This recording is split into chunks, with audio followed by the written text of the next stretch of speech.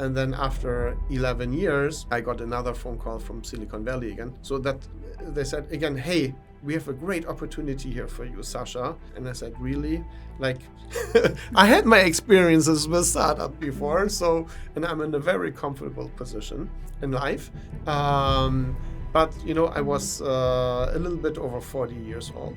And I said, maybe if I want to change one more time in my life, now is the time to do it. Because special opportunities you don't get every day. So you have mentioned universities. Do you see collaboration between the education and the startup funding? So 100%. It's not only Uzbekistan, it's all over the world right now to the corporates. How much equity do you take usually in the initial stage? Yeah, it's so frankly, it's between 1% and 3%. 1% and 3% in the initial stage, yes. Like if we believe this startup has a potential to become a unicorn, that's a good investment case for us. And coming from Uzbekistan to US or China, you can be successful if all is well, but maybe it's also sometimes easier to build your to expand your business from Uzbekistan to other countries, which might not be Uzbekistan or China. You have to accept the chance for failure. And it's okay, and it's good because you're learning out of it also. Become successful and, international expansion and all that, then you have to dream big.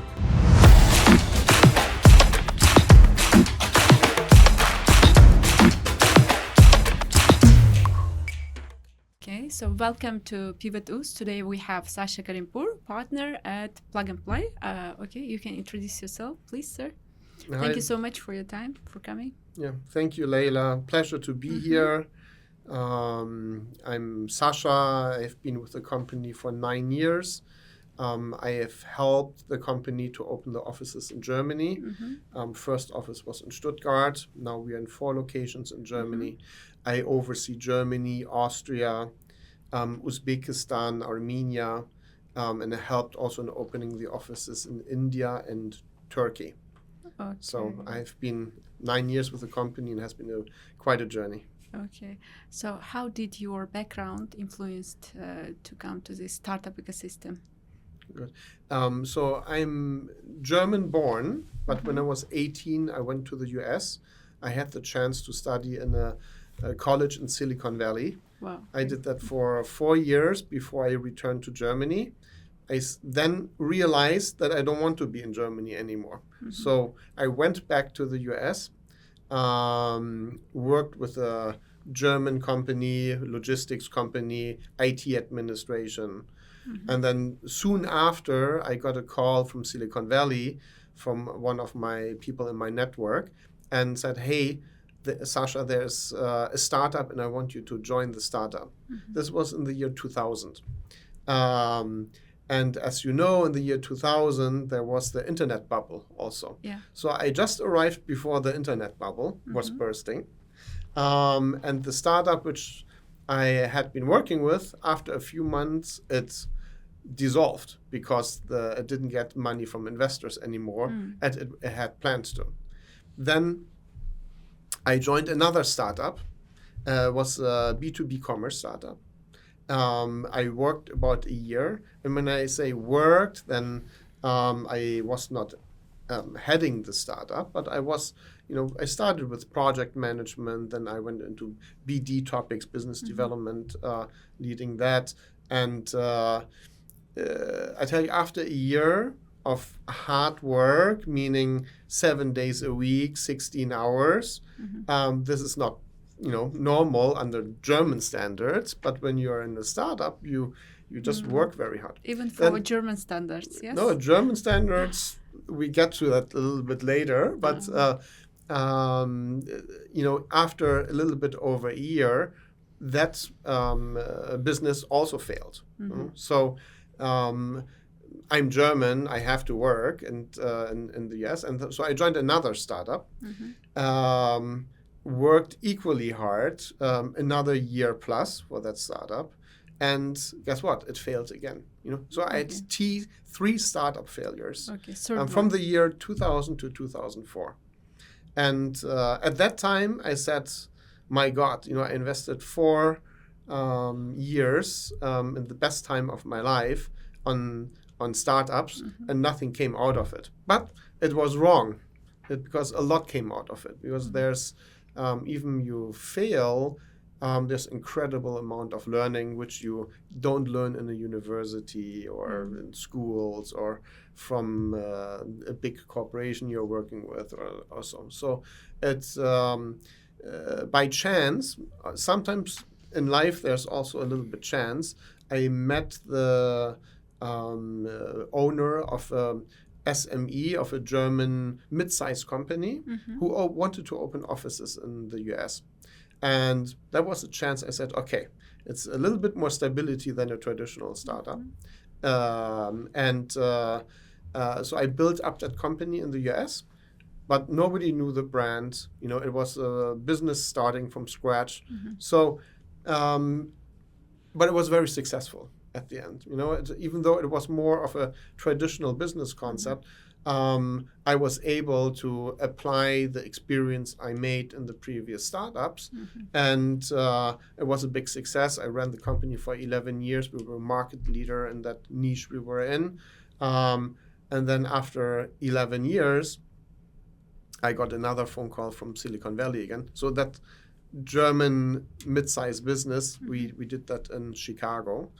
And then in that phone call from Silicon Valley, they said again, hey, we have a great opportunity here for you, Sascha. And it's with startups. We are building a startup network, investing in startups and helping big corporations to work with startups. And I said, really? I had my experiences with startup before, and I'm in a very comfortable position in life.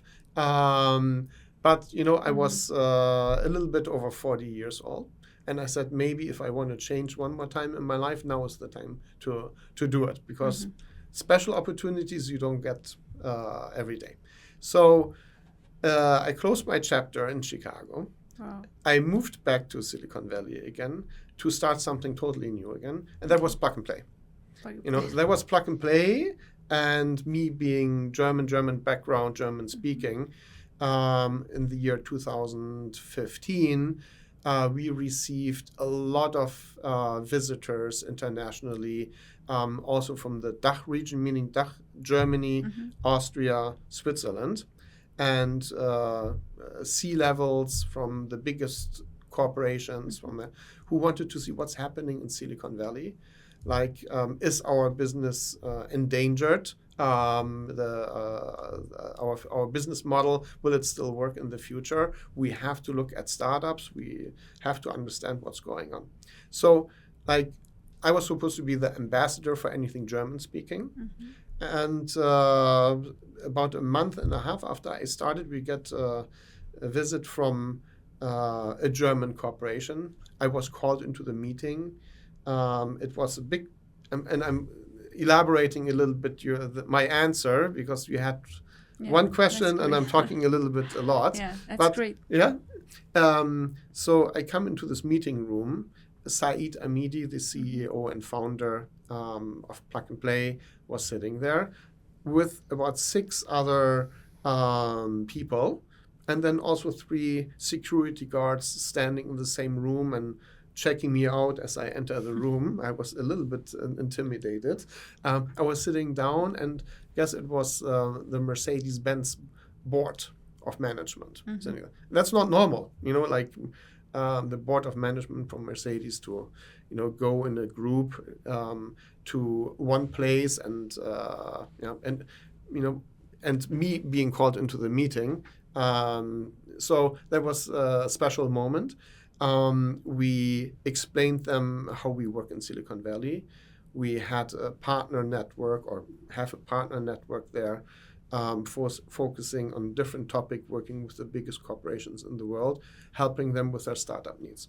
So, long story short, how I ended in Germany was because Mercedes shortly after approached us and suggested, hey, let's build up a hub for a platform, kind of like in Silicon Valley, where we help startups from the region, but more importantly, for Mercedes and other automotive players in that region to bring in startups from the entire world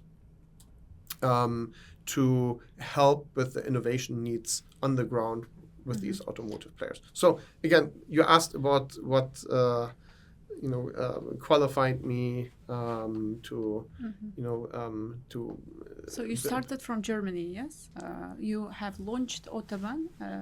So Startup Autoban is basically our mobility program at Plug and Play. So we have 25 industry verticals. We are focusing on different industry topics. Mobility is one of them, and that's what we started in Stuttgart, and we gave it the name together with Mercedes-Benz and Daimler back then, the name Startup Autobahn, to give it a unique name. And it became, in the meanwhile, 9.5 years later, the hotspot for collaboration with automotive startups in the world. So we have once a year an event. The next one is coming up in beginning of June, and we'll get big automotive companies coming from China, from India, from US, from Singapore, from all over the world, who are looking at, hey, what's happening in innovation, in startup technologies for automotive. So it became very special. So we built an ecosystem out of nothing, basically, where it was kind of startup desert almost before. It became a vibrant startup hub. Why you have chosen this sector, automotive? Again, so for Plug and Play, people wherever you go in the world, a lot of people have heard about Plug and Play, especially when you're talking to C-level suites of big corporations, if you're talking to governments, or if you're talking to investors, and of course, especially the startups. But if we decide to open a location, it's not that we are saying, hey, this is a good location and let's go there, because it's tough on the ground to build up excitement. We are kind of a small company. We are about 700 people plus worldwide. We're in 60 locations right now. In 60? We're in 60 plus locations right now. But so we kind of have to plan our resources. And normally we see, hey, who's interested, who's coming to us, who has interest to work with us. And then we go out there and see what can we do, how can we make a difference there. So this is normally our approach. Okay. So you said you have 60 plus locations, yes? And how is your approach differs from location to location? From Europe to Uzbekistan, like developed countries, developing countries? Yeah, it's a very good question, because when we started out as an investor. Like we invested in PayPal, we invested in Dropbox, we even had indirectly some shares, very early stage with Google back in the days. But great. It was because of Said Amidi, our CEO and founder, and also he's a very traditional entrepreneur. He was running and starting also more brick and mortar businesses. One business is focused on plastic distribution. One business is focused on water distribution and owning springs, and we're a market leader in Spain for that. So can you come back to the questions again? I got lost in my words a little bit. Sorry. Yeah, I asked that you have 60 plus locations, and how is your approach differs from location to location? It differs because every location has a different need. In Germany, it's mostly corporations who have the need to reinvent themselves, stay on top of technology, because it's a lot of engineering companies, it's automotive companies, and so on. So the need for innovation drives from these corporations. So that's how we work in Germany. Again, in Stuttgart with automotive. In Munich, we work with big retail companies. In Munich, also we work on the health sector. So with Eli Lilly, for example, and have been working with Roche for a long time, looking, hey, what's happening in health tech, and then also with the insurance industry.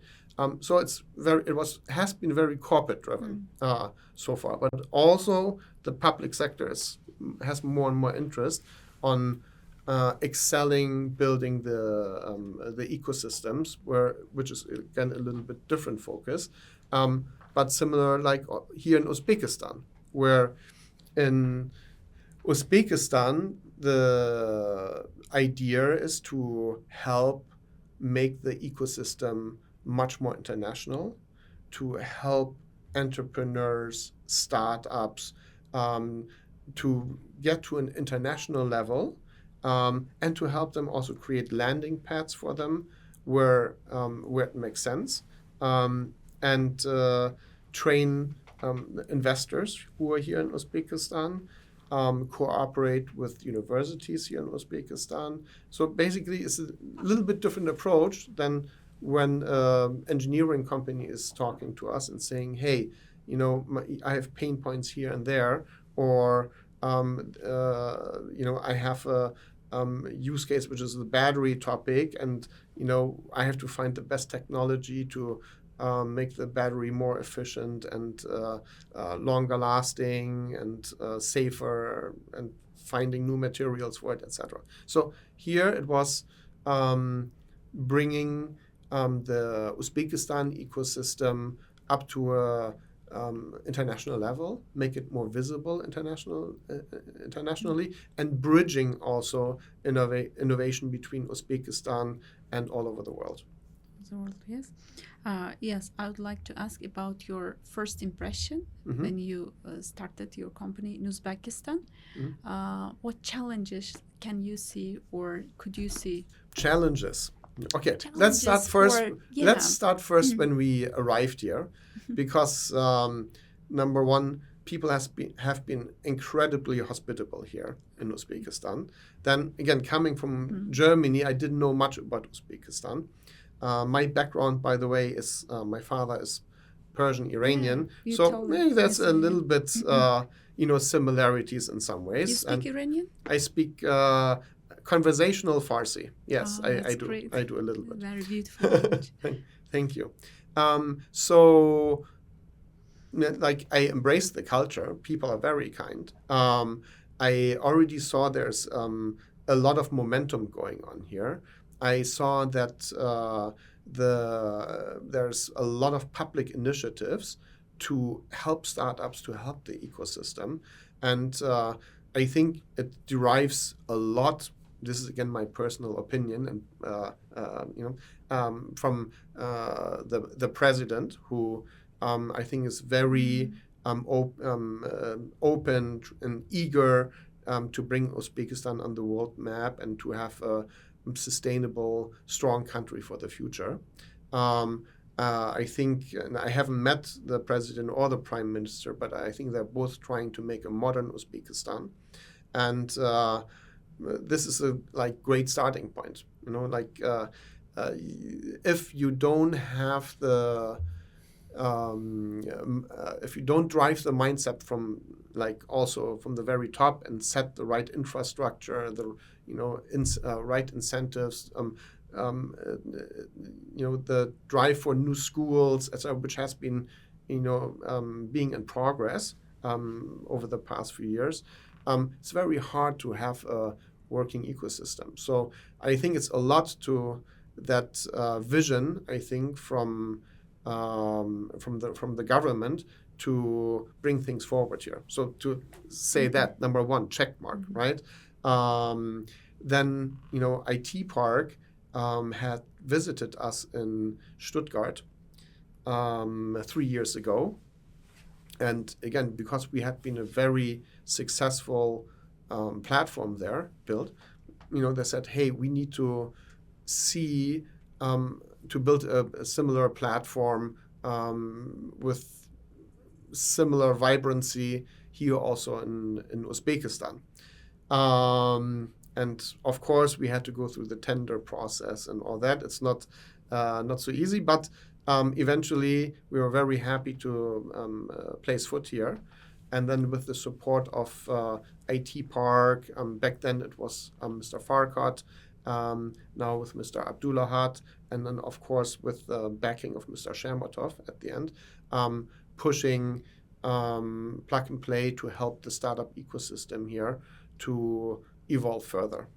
So does that answer your question? Yeah. As you said, that government is supporting our venture funds ecosystem.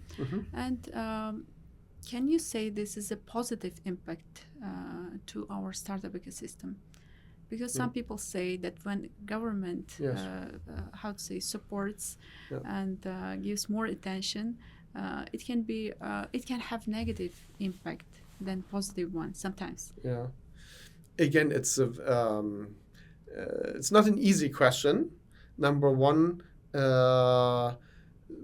it depends on what ways, and to what extent the government is involved in topics.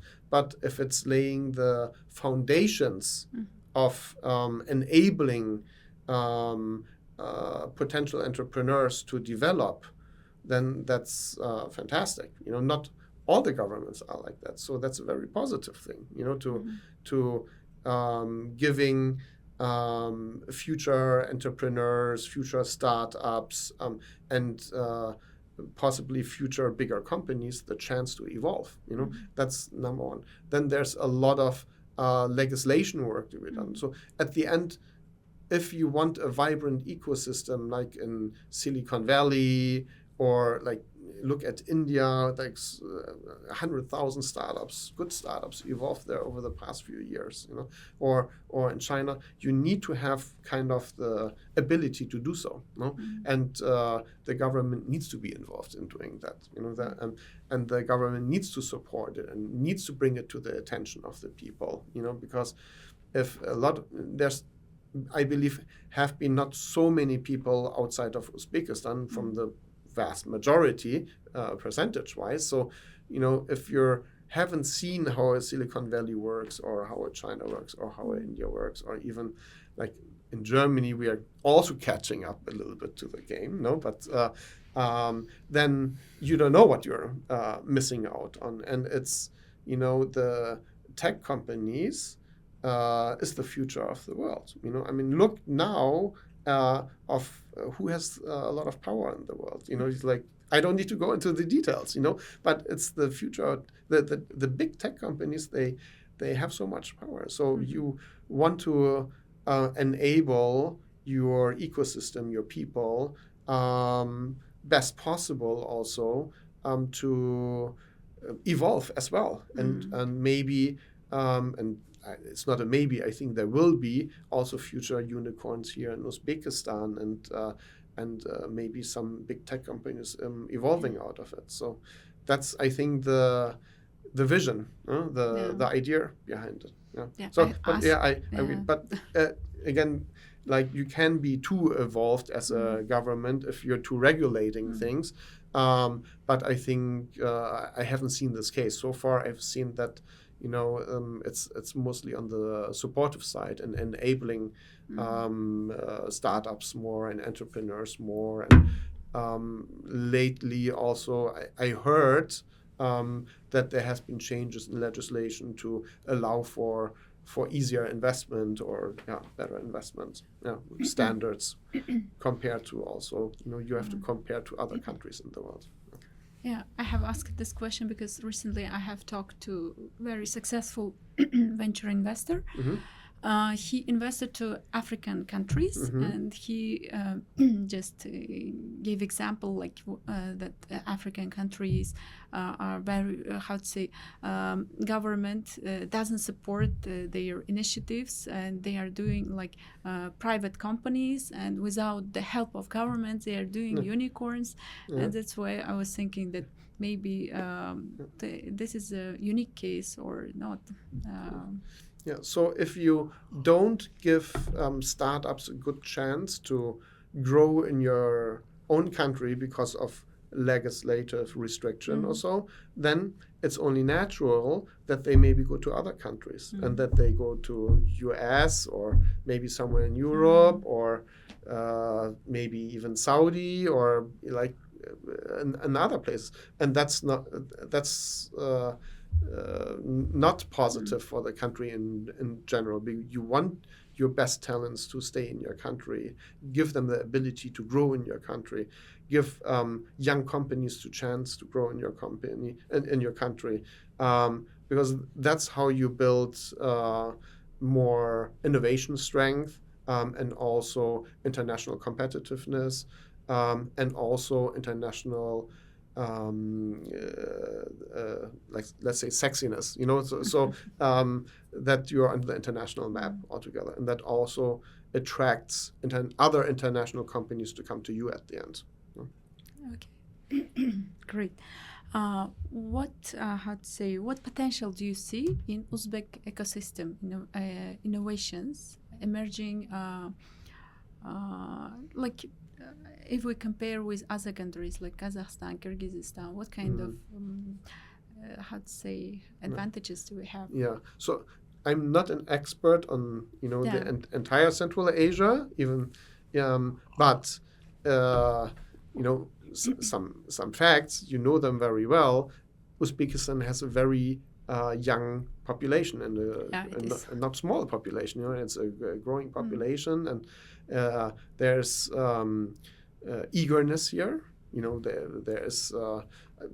You asked me earlier when I first arrived here, what did I see? There is a great sense of building the country up right now. And I've been coming for the past 3 years, and every time I arrive here, there is new buildings, there is like new streets or renovated streets. It's like the cars on the streets from 3 years ago, it was just before a little bit older cars. Now it's all new cars on the streets here in Tashkent, at least I've seen it. And there's this great sense of let's grow, let's develop, and it's a hype, so it's a great mindset in general. So when you look at again Silicon Valley as an example, I studied there 1990 to 94. It was very chill back then there. Different time than if you go today. But back then already some bigger tech companies developed out of there. The big ones were HP and Cisco, and those were the companies. And people were entrepreneurial. They were and they were building companies, and they were open. But it was a good drive, a positive drive to move forward and build things and be entrepreneurial. And I feel this similar vibe here in Uzbekistan. Really? Back then, yeah. So again, what sets Silicon Valley also apart, besides it's a totally different culture and country and all that, but it has a lot of great universities there. Stanford, Berkeley. There's so many more, and they're thinking very pragmatic, these universities also, right? The people who go to these universities, even when they're studying engineering, they always have the idea, or they're very entrepreneurial. They want to do something with they want to start companies, a lot of them, and I think there's a lot of schools and universities here. I think we can. I think the government also is trying to bring more international universities here. I think that is needed a little bit more, honestly, in Uzbekistan, is that deep tech education a little bit. But altogether, it's the mindset is there, but it has to be supported a little bit more. There has to be maybe a little bit more guidance in how do I develop a company and so. The deep tech part is a little bit, which has to be worked on a little bit more, but it's a great foundation with the people who are here, the number of young population, the drive to do some things here, which you don't see it in all places. You can't see it as a given always. Okay. So you have mentioned universities. Do you see collaboration between the education and the startup funding? 100%. It's not only Uzbekistan. It's all over the world right now, especially as AI technologies are being developed. Where does AI normally come from? It comes from science and research normally, right? So the relationship with the universities are very important to identify talents in the universities, to help those talents maybe a little bit hand-holding, identify interesting topics to work on, and if to build maybe a business case out of it, and eventually it could maybe go into a startup, and then the startup can grow if it builds something special, So this, I think, a lot of technology, a lot of startups come from the universities. If you look at Plug and Play, we have invested in over 2,200 startups. That's our portfolio. And there's about 35 unicorns, which we have. Unicorns. Which great. we have. So, that's great. and then if you look, where do these technologies come from? A lot of them, or most of them, they're stemming out of universities like Stanford, Berkeley, MIT, Harvard. But we're working together with about 50 schools in the US. And with every school, we kind of have like a champion in the school, which is kind of like an associate professor or so. And they're helping us identify startups, which we showcase those technologies to either our corporate partners or to VCs we know of. We actually have, we kind of on a weekly basis, sessions with about 200 VCs and corporates, also CVCs, who look at new technologies. And we showcase startups which are coming out of schools, so at a quite early stage. And then it helps the startups to be seen. They get advice from the VCs or the corporations for their business model, for their technology, etc., at a quite early stage. So this is very special, I think, also. We don't have special education in our universities or schools for startups, but I think it would be great if we set up such kind of system. So can you give more information about the structure? How did you start working with schools? So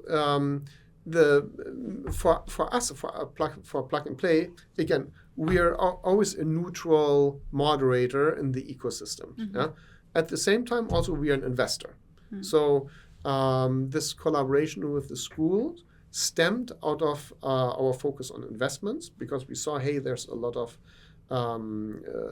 investment topics coming out of universities, and that's why we built the relationship with the universities. So that's where it derived from. But nowadays we're working with the universities in establishing their own programs also. So universities want to set themselves apart and say, hey, we are producing great technology, we are producing great startups, and we help them in their journey to do so. So I tell you, in Stuttgart, we're working with also the University of Stuttgart. In New Jersey, in the US, we started working with the university to build a fintech program there. Because it's very fintech oriented, Stevens University, it's called, very fintech focused university and program. In Texas, we are working with the A&M School University, and they're very space topics, defense topics as well. So we are working with the universities all over the world, like on one hand to identify investment topics, on the other hand, also to help very focused for universities with their tech transfer, so to say. So tech transfer meaning from identifying talents and projects which could go into startup topics, and then help the startups also to connect to our big corporate network, which we have worldwide, and investor network we have worldwide. Okay. Because startups always need two things, right? So money is good, but when they have money, they need to grow. Otherwise there will be no more money in the future and they will die. So it's that part especially. We're giving them normally smart money when we invest, because although we normally invest small tickets, not huge amounts of money, but and only get also little equity in general. We help them in a later stage when the technology is developed, with their business development, so to say, to connect with the biggest corporation in the world, with the right people in these corporations, to have an introduction, which is moderated by plug and play, in order to have the best possible outcome. So if a startup goes to a big company like Bosch, everybody knows Bosch, right? Yeah. The German big electronics company. Brand. Yeah. German. Yeah, big. And they're big in automotive, they're big in household things, but they're doing so many things. So if a startup approaches them, the chance that it will continue talks with, or even to have an introduction call with them, it can take 6 months plus. Wow. To see if they maybe do a pilot or a proof of concept with them to test their technology is very slim. To use their technology one day and pay for the technology is even slimmer. So we're trying to moderate that process, basically. And that's why we are, for startups, worth goals, because they say, okay, plug and play, okay, we want you as an investor. It's okay if you don't give us too much money, but in the later stage when the technology is developed, then we help them also to connect to the corporates. How much equity do you take usually in the initial stage? Yeah, so quite frankly, confidential. It's between 1% and 3%. 1% and 3% in the initial state, yes. And normally our investment focus is whatever you want to call it, pre-seed, seed, sometimes a little bit Series A. Yeah, but we focus on that. Okay. So what? Go ahead. You can have your what? So what about Uzbekistan? How many startups have you invested, and how did you choose them? According to which factors? Sure. So we invested in 3 startups who went through our program here in Uzbekistan.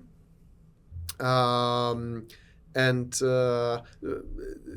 when we invest in startups, doesn't matter where it is in the world. And again, we invest in about 200 startups plus annually. So it's a lot of investments. We are rated as the most active investor worldwide by PitchBook. Primarily, when we do investments, we do it for profit. Like we are a professional investor. And we have very high standards. We do a lot of investment, and we do it at a very high standard and on a global level. We don't say, they're kind startups, and like we want to help the Uzbeki ecosystem. That's why we invest in this stuff. We want to help, but we want to help on bringing the standard up to international level as well, right? So profit as well. So we want to invest in the best startups which are out there in the world. So we're very choosy. We're tough investors, and investing in startups which don't have so much potential doesn't help Uzbekistan or doesn't help us at the end. So we want to keep the standard high. We want to help guide the startups on the ground to get to that very good level to that we invest in them. And so far we invested in 3 startups. The main guideline for plug and play, quite frankly, it's that one day it will be a unicorn. It will be if we see with, again, all our expertise and know-how which we gained over 20 years of investing approximately, like if we believe this startup has a potential to become a unicorn, that's a good investment case for us. Whether it be a B2C, a B2B, there's a lot of factors involved, but with all the expertise which we have, that's if you want to keep it short, that's what we are looking at. And of course, in between, there's a lot of diligence which we do. How is the process of finding startups in Uzbekistan, or how can one startup founder can approach to plug and play? 100%. So we are very open. We are running acceleration programs. So in those acceleration programs, we try to identify the best startups in Uzbekistan, sometimes on a particular topic. Before it was more general. We're just finishing our program 4 now here in Uzbekistan.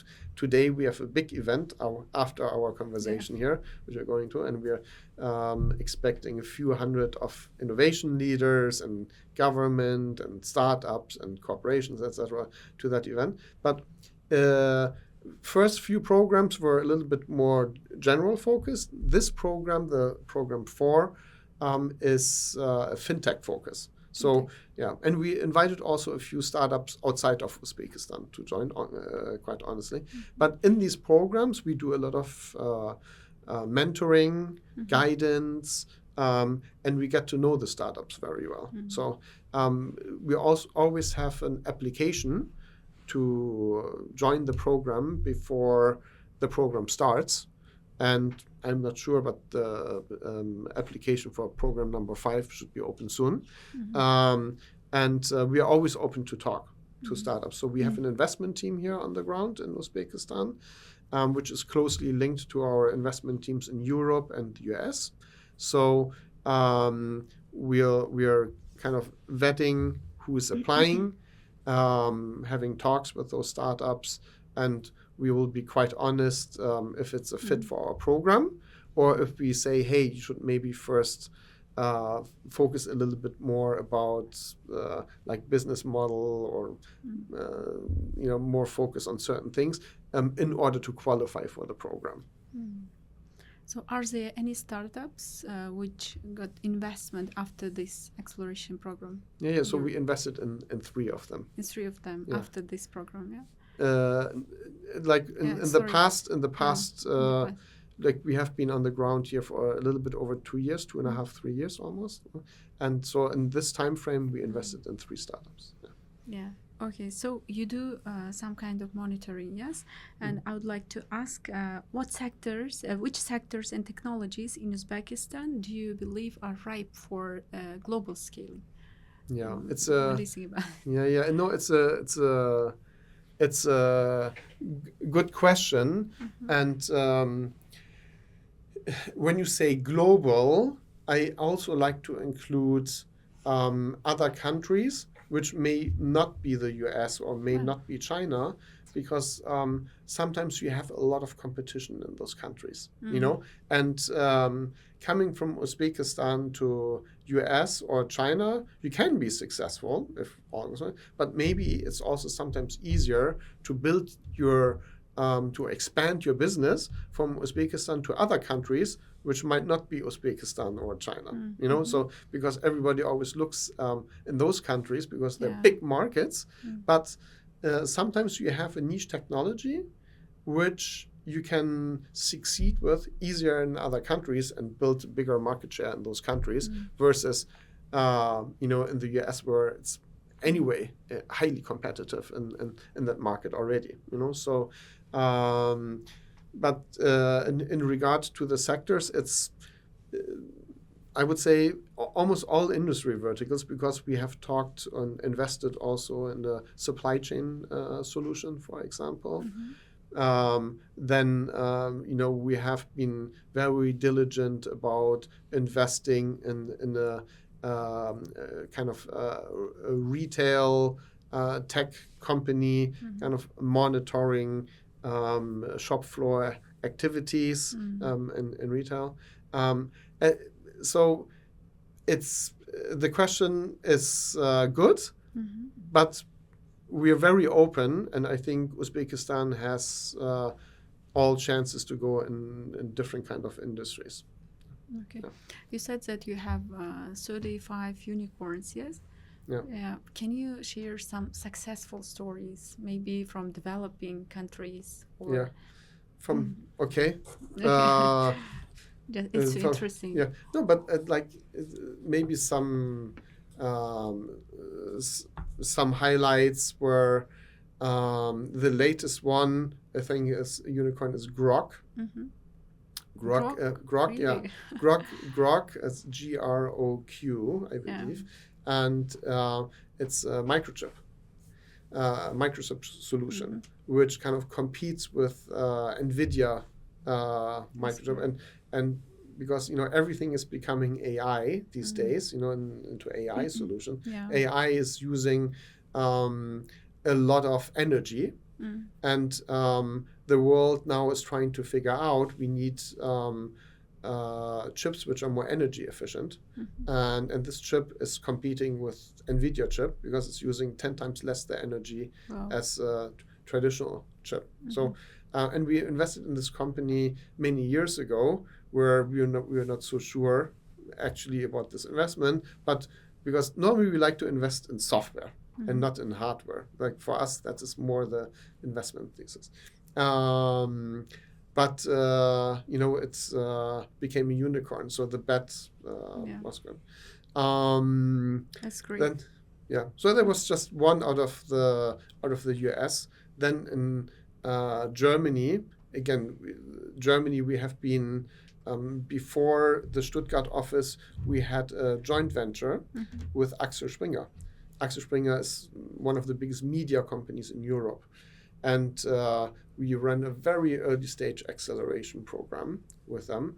And we're betting on startups who have an idea, minimal technology, and looking at the founders. There were teams between 2 and 3 people, sometimes a few more, very early stage. It was really more betting.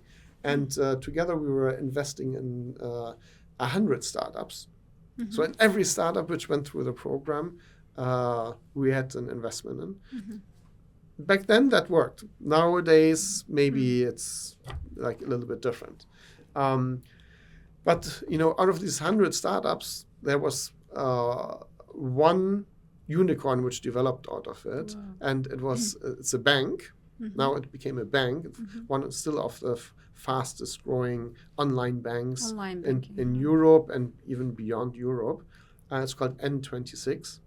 And we were the first investors.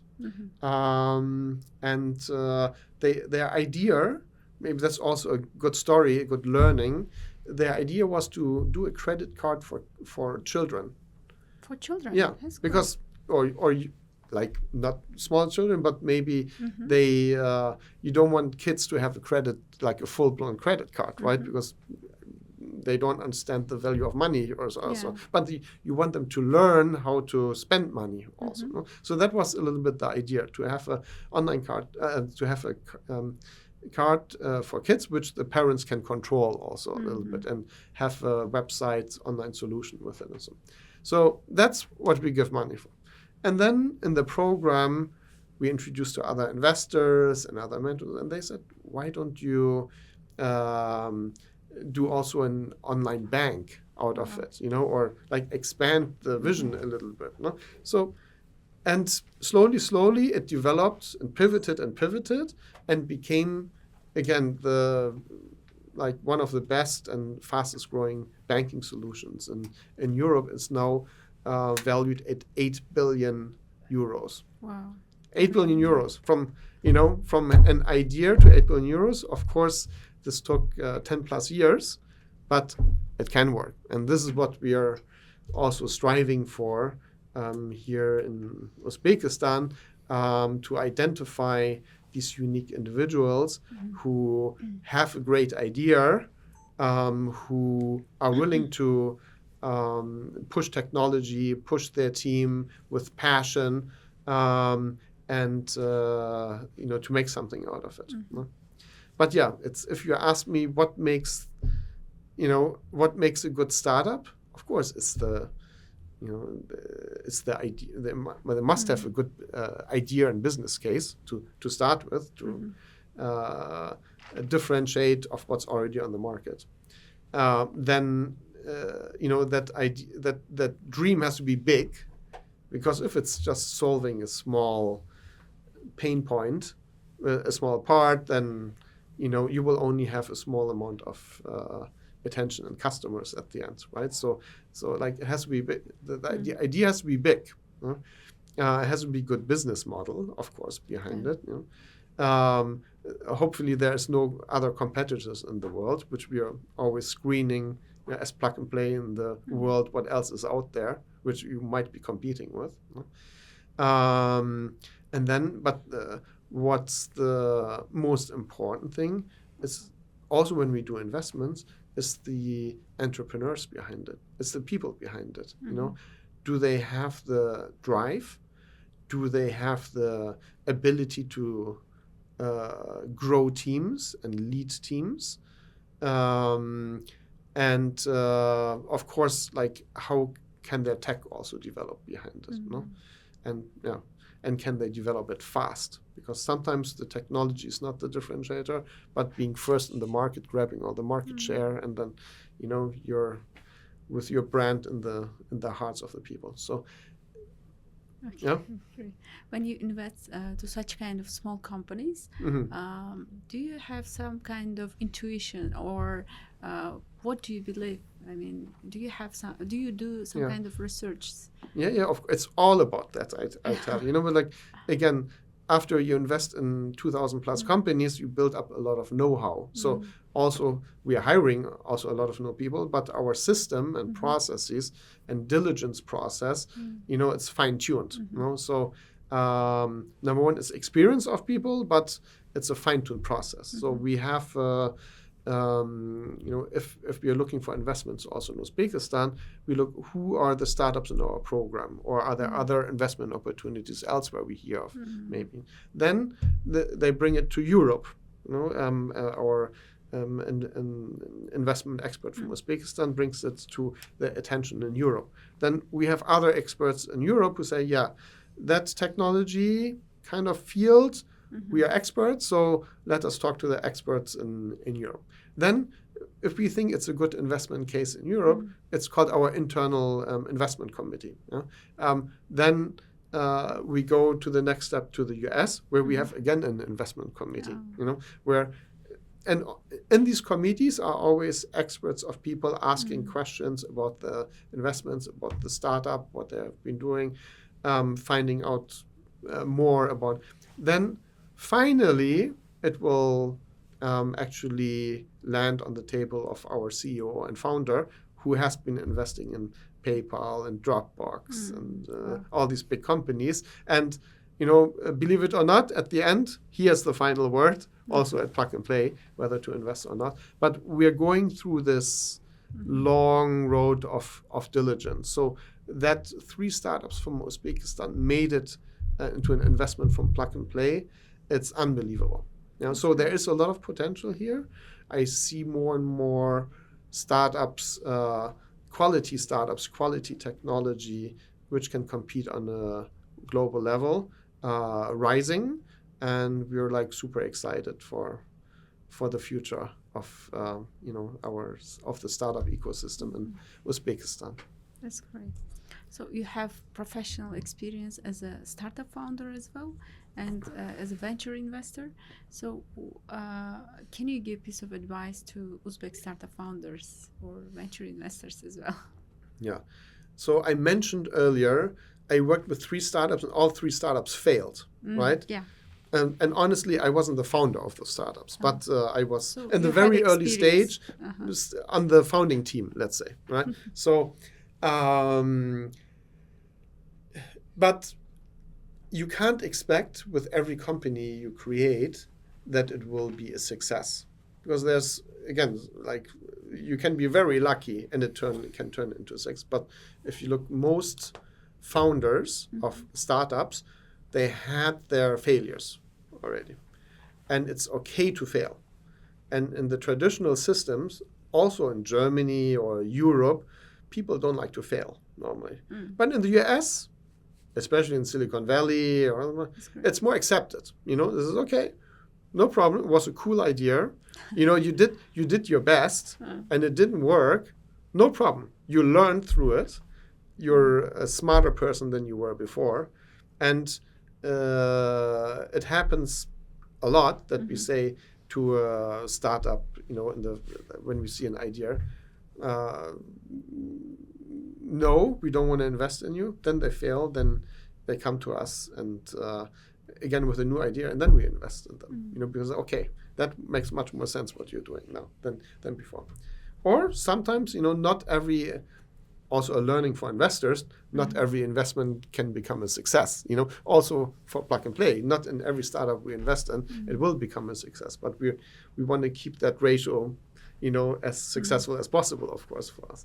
But it's that you have to accept the chance for failure. And it's okay, and it's good because you're learning out of it also, right, at the end. So then also don't be shy to speak with other successful entrepreneurs. I think because normally those successful entrepreneurs, they like to give back to society, and because they have been in this road. So you learn so much when you speak with others, entrepreneurs who have been already kind of doing what you're trying to do, to build a new company from scratch. Then again, there's a lot of there is investors in Uzbekistan.